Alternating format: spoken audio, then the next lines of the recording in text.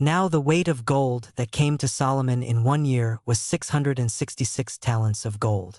That's roughly 25 tons of gold annually, according to the Book of Kings. Add to that silver, precious stones, exotic woods, and ivory, and you have a treasure that captured imaginations for 3,000 years.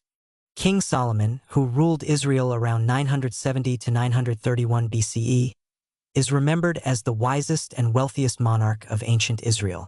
The biblical accounts describe his reign as a golden age. Literally. His wealth funded the construction of the first temple in Jerusalem, maintained a fleet of ships, and established Israel as a regional power.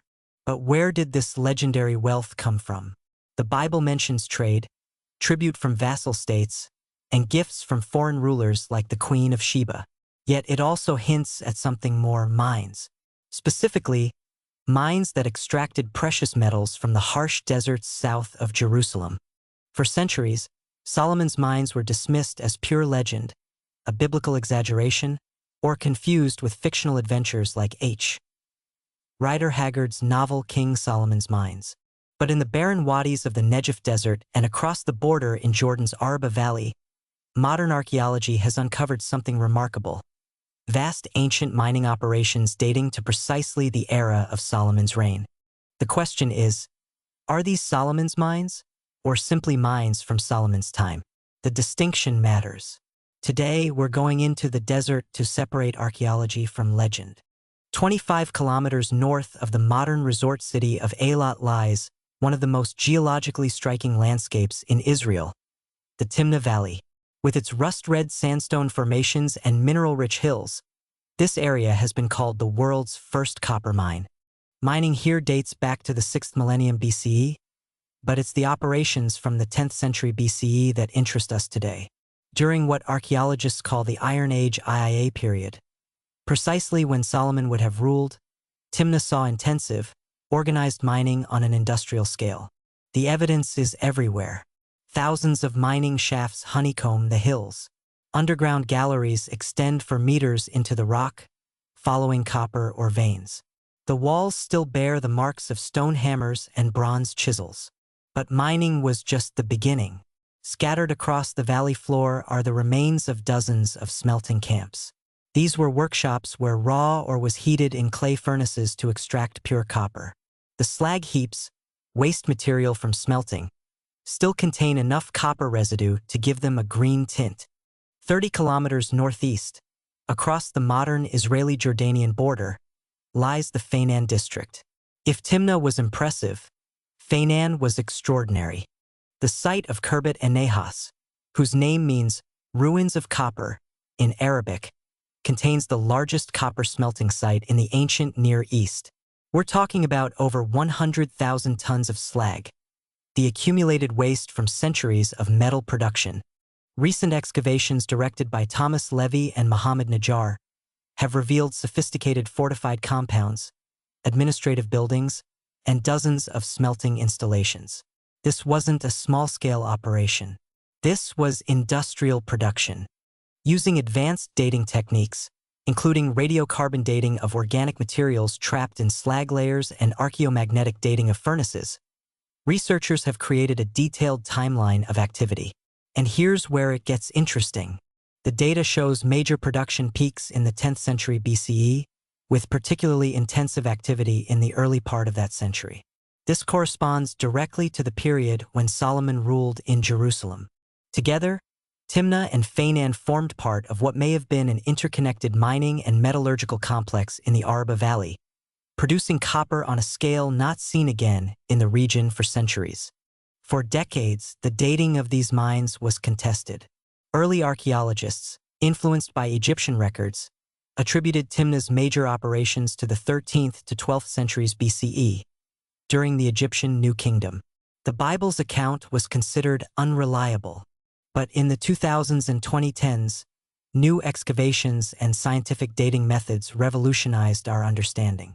The evidence is now overwhelming. At Khirbet and Nahas, researchers found distinct occupation layers. Deep excavations revealed monumental structures, a fortress and gatehouse, dating precisely to the early 10th century BCE. Radiocarbon dates from seeds, textiles, and charcoal found in these structures cluster around 1000 to 930 BCE. This matches the biblical chronology for Solomon's reign, approximately 970 to 931 BCE. The correlation is striking. The sophistication of the technology is remarkable. The furnaces achieved temperatures of over 1,200 degrees Celsius, necessary for efficient copper smelting. Archaeometallurgical analysis shows standardized production techniques, indicating trained specialists and organized labor. Pottery styles found at the sites match those from other 10th century BCE contexts in Israel and Jordan, including Jerusalem itself. This suggests cultural connections and contemporary occupation. Egyptian scarabs and artifacts found at Timna initially suggested Egyptian control. But newer interpretations recognize that Egyptian-style objects were widely traded and used by local populations throughout the region. Their presence doesn't necessarily mean Egyptian management. The architectural style of the fortifications at Khirbet en-Nahas resembles Iron Age Israelite/Edomite building patterns, not Egyptian ones. The four-room houses, city gates, and fortress design all point to local construction. Perhaps most tellingly, excavations uncovered the remains of hundreds of donkeys, many showing signs of having carried heavy loads. These were the trucks of the ancient world, transporting or smelted copper and supplies. The scale suggests an organized, state-level operation. Researchers have traced ancient paths connecting the mining sites northward through the Araba Valley toward Beersheba and ultimately Jerusalem, a journey of about 200 kilometers through harsh desert terrain.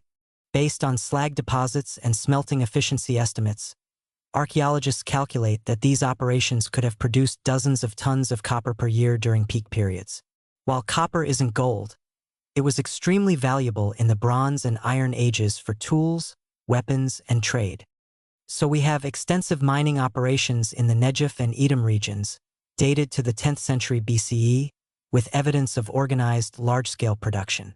Are these Solomon's mines? Scholars are divided. Archaeologists like Thomas Levy argue yes, or at least probably. The evidence they cite is compelling. First, the precise chronological match.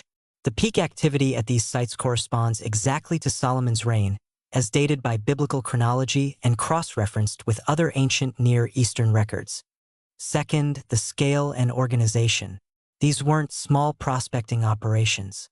The infrastructure, fortifications, and production capacity suggest state-level enterprise, exactly what you'd expect from a centralized monarchy like Solomon's kingdom. Third, the geographic context. The sites lie in the Araba Valley in ancient Edom.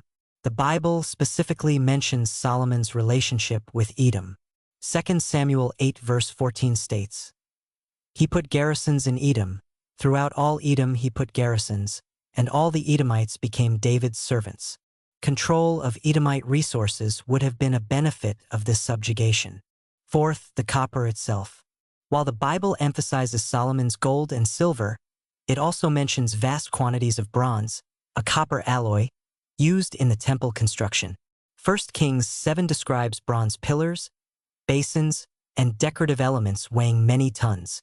But other scholars urge caution. The skeptical argument rests on several points. First, the absence of direct evidence. No inscriptions at the mining sites mention Solomon, Israel, or Jerusalem. Without written confirmation, the connection remains circumstantial. Second, the Edomite question. Some archaeologists argue that these sites show Edomite, not Israelite, culture. The pottery, architecture, and practices might represent an indigenous Edomite kingdom, not an Israelite colony. Recent scholarship recognizes Edom as more developed in this period than previously thought. Third, the minimalist critique. Some scholars, particularly those of the biblical minimalist school, argue that the united monarchy of David and Solomon is itself largely legendary, or at least greatly exaggerated. In this view, 10th century Israel was a small chiefdom, not a wealthy kingdom capable of controlling distant mines. Fourth, the biblical text itself. Close reading reveals that the Bible never explicitly states Solomon controlled copper mines in the Negev or Edom. It mentions the copper fleet operating from Ezion-Geber, possibly near Eilat, but this might have been for maritime trade, not mining operations. A middle position acknowledges both possibilities. These were major 10th century BCE mining operations in a region where Solomon's kingdom might have exercised influence or control. Whether Solomon directly owned and operated them, or merely taxed and traded with semi-autonomous Edomite operations, remains uncertain. The truth may be that we're asking the wrong question. Rather than, are these Solomon's mines? We should ask, how did these mines relate to the political and economic structures of the 10th century BCE southern Levant? The answer is likely complex, involving overlapping spheres of influence, trade networks, and shifting political control. Standing in the Timna Valley or among the ruins of Kerbet and Nahas, you're confronted with undeniable evidence. 3,000 years ago, this desert was alive with industry. Smoke rose from dozens of furnaces. Miners descended into copper-rich hills. Caravans of donkeys carried ingots north toward distant cities. Modern archaeology has confirmed what the Bible hints at. The 10th century BCE was a period of significant metallurgical activity in the Araba Valley. The timing, scale, and organization align remarkably with biblical descriptions of Solomon's wealthy, centralized kingdom. Can we definitively say these are Solomon's mines? Not without contemporary inscriptions or additional evidence. But we can say these mines operated during Solomon's era, in regions where his kingdom could have exerted control, producing metals that could have contributed to the biblical description of his wealth. This is where archaeology and ancient texts meet, sometimes confirming, sometimes complicating, always enriching our understanding. The Bible isn't a historical textbook, but neither is it pure fiction.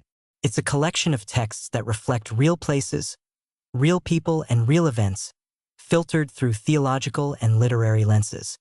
The search continues. Only a fraction of these sites has been excavated. Each season brings new discoveries that refine our chronologies, expand our understanding of ancient technologies, and sometimes surprise us with unexpected connections. Whether or not these are specifically King Solomon's mines, they represent something equally fascinating: evidence of early state formation, technological sophistication, and economic organization in a period once thought too primitive for such achievements. Those ancient paths through the Araba still exist, worn into the desert floor by countless hooves and feet. They connected mines to markets, resources to rulers, the desert to the city. Walking them today, you're tracing routes that might have been traveled by caravans carrying copper destined for Solomon's Jerusalem. In the end, the real treasure isn't gold or copper. It's knowledge. Every slag heap analyzed, every furnace excavated, every carbon date processed brings us closer to understanding how our ancestors built their world. And sometimes, just sometimes, legend and history meet in the desert, in a place where copper was extracted from stone and kings grew rich from the earth.